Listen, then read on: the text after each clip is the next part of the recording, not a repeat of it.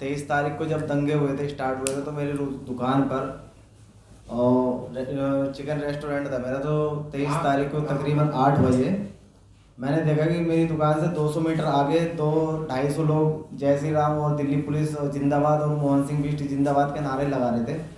तो मैंने अपने भाई को भेजा, मैंने देखा भाई क्या हो रहा है, वहाँ जाकर देखना, तो कुछ ऐसा माहौल है तो मैं अपनी दुकान बंद कर दूंगा। तो उन्होंने कहा कि नहीं ऐसा कुछ नहीं होगा।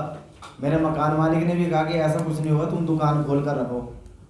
फिर उसके 5 मिनट बाद जब वहाँ से भीड़ आती है, जिसकी वीडियो मैंने बना रखी है, सब कुछ है मेरे पास, तो वो भीड़ मेरी दुकान पर आकर सबसे पहले पत्थरबाजी करते हैं, फिर उसके बाद लूटपाट करके मेरी आंखों के सामने मेरी दुकान को आग लगा देते हैं। जिस मसले में मैं त्यालपुर थाने जाता हूँ वहाँ कंप्लेंट करने के लिए नाम दर्ज के साथ, जो सारे लोकल लोग थे वहाँ के दुकान में लूटपाट करने वाले, तो उनके खिलाफ मैं मुकदमा करने जाता हूँ। दयालपुर थाने के जो आईओ साहब थे, एएसआई हुकम सिंह जी, उन्होंने कहा कि आपकी एफआईआर जो लिखी जाएगी वो बिना नाम के लिखी जाएगी, नाम के साथ नहीं लिखी जाएगी। तो मैंने कहा सर, जो जिन्होंने मेरी दुकान को लूटी है और जिन्होंने मतलब आग लगाई मेरी दुकान में, मैं उनको जानता हूँ, वो सारे लोकल हैं। कह रहा है ऐसा कुछ नहीं है, आप अगर सिंपल एफआईआर लिखवाना चाहते हो तो लिखवाएं, वरना घर जाए। फिर मैं सर बिना एफआईआर लिखवाए अपने घर आ गया। और जब मैं अपने घर आता हूँ तो मैं देखता हूँ मोहन सिंह बिष्ट जो हमारे करावल नगर एरिया से विधायक हैं, उन्होंने मतलब जब मैं अपनी गली के पास ही पहुंचता तो वो कहते कि जितने भी कटुओं की दुकानें थी सबको हमने लूटपाट करके आग जला दी है, आग लगा दी सारी दुकानों में, अब इनको एक एक करके इन सारे कटुओं को ख़त्म कर दो। ये कहते हुए मैंने अपनी आंखों से सुना था विधायक जी को, जबकि मैं विधायक जी का खुद उनका मैं पार्टी का कार्यकर्ता रह चुका हूँ।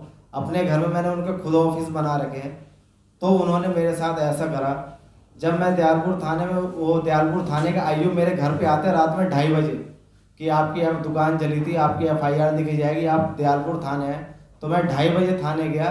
फिर उसके बाद उन्होंने कहा कि ऐसा करो आप घर जाओ, हम आपको फ़ोन करके बुलाएंगे, आपकी एफआईआर अभी नहीं लिखी जाएगी क्योंकि साहब लोग आए हुए, हमारी मीटिंग चल रही है। फिर उसके बाद 25 तारीख को मेरे घर पर हमला करा गया, मेरे घर को भी लूटपाट करके पूरे घर में आग लगाई गई, जिसमें मैं खुद गवाह हूँ। मोहन सिंह बिष्ट को देखा मैंने अपनी आंखों से, जिन्होंने मेरे घर में वो हरे कलर का कुछ निकाला तो उन्होंने थैले में से, और वो मेरे घर पे फेंका, जिसको मैंने देखा, और वो बहुत तेज धमाका करा था उसने, जिसकी मैंने एफआईआर खजूरी थाने में भी करवाई अपने घर की। तो एसएचओ साहब ने और वहाँ जितने भी लोग थे उन्होंने, वहाँ भी यही बात बोली गई कि आपकी एफआईआर सिंपल लिखी जाएगी, नाम के साथ नहीं लिखी जाएगी। फिर मैंने एफआईआर मजबूरी में जाके मैंने बिना नाम के दर्ज करवाई, जिसमें कि एसएचओ खजूरी से भी आते हैं मेरे पास। उन्होंने कहा कि आपने किसी को देखा, तो मैंने एसएचओ साहब को सारे एविडेंस दिए, वीडियो वगैरह दी, जिन्होंने मेरे ऊपर गोली चलाई उनकी भी वीडियोस वगैरह सारी दी। जून 19 तारीख को दी थी मैंने उनको वीडियोस वगैरह।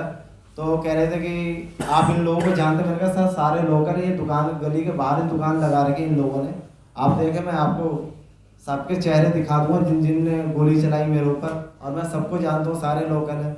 तो कह रहे ठीक है आप मेरे पास वीडियो भेजें, मैं इनके ऊपर कार्रवाई करूँगा। तो अभी तक कोई कार्रवाई नहीं हुई।